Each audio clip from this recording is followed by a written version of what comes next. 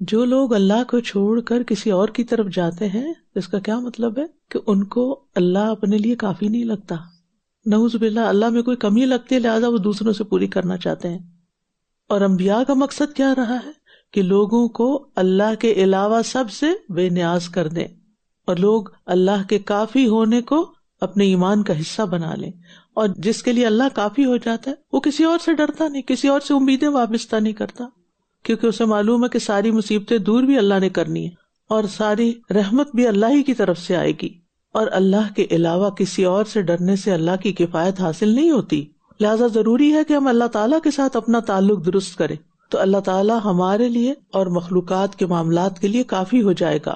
جو اللہ سے جڑ جاتا ہے، اللہ کی فکر میں لگ جاتا ہے، اللہ اسے ہر ایک سے بے نیاز کر دیتا ہے.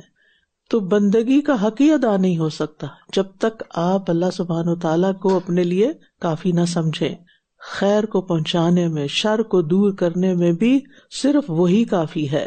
اور جو اللہ کو چھوڑ کے اوروں پہ توکل کرے گا، اللہ اسے ذلیل اور محروم کرے گا. اور یہ کفایت جو ہے یہ عبودیت کے مطابق ہوگی. جتنی زیادہ آپ کی اللہ تعالیٰ پر ڈپینڈنسی بڑھے گی، اطاعت بڑھے گی، اسی درجے کی آپ کو کفایت نصیب ہوگی. اور اس کو حاصل کرنے کے لیے اللہ تعالیٰ کے اسماء و صفات کا علم حاصل کریں.